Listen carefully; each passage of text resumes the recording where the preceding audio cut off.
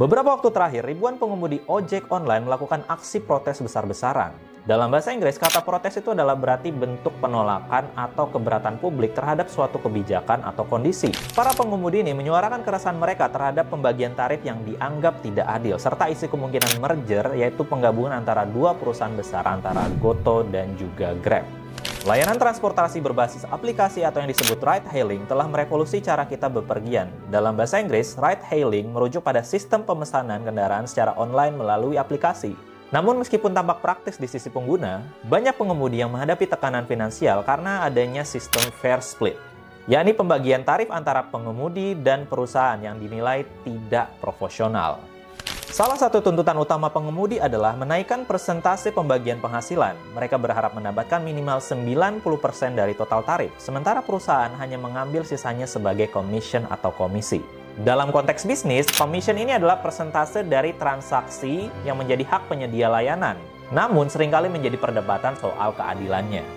Kekhawatiran lain muncul dari potensi merger antara dua perusahaan besar. Jika merger ini terjadi, dominasi pasar bisa menjadi lebih dari 85%.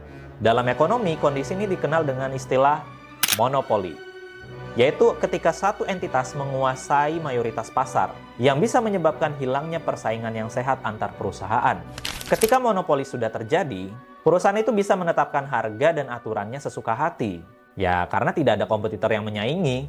Dalam sistem ekonomi terbuka, pemerintah biasanya akan melakukan evaluasi melalui regulasi antitrust. Kata antitrust berasal dari kebijakan Amerika Serikat yang bertujuan untuk mencegah monopoli dan menjaga persaingan. Pemerintah Indonesia pun akhirnya turun tangan dan akan meninjau ulang struktur tarif dan dampak merger ini terhadap kesejahteraan para pengemudi online.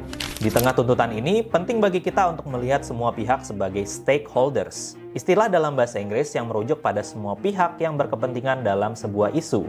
Dalam kasus ini, stakeholder mencakup pengemudi, perusahaan, pemerintah, dan tentu saja pengguna aplikasi seperti kita. Solusi yang adil hanya akan dapat tercapai jika para stakeholder ini diberi ruang untuk menyampaikan pendapat dan didengar secara seimbang. Jadi nggak bisa hanya satu sisi yang didengarkan, kita juga harus mempertimbangkan dari semua sisi. Peristiwa ini mengajarkan kita pentingnya keseimbangan antara pertumbuhan ekonomi dan keadilan sosial. Sebagai pengguna, kita bisa menjadi bagian dari perubahan dengan lebih memahami istilah-istilah seperti ride-hailing, merger, hingga fair practice. Fair practice atau praktik bisnis yang adil bukan hanya penting bagi kelangsungan ekonomi, tetapi juga mencerminkan nilai-nilai kemanusiaan.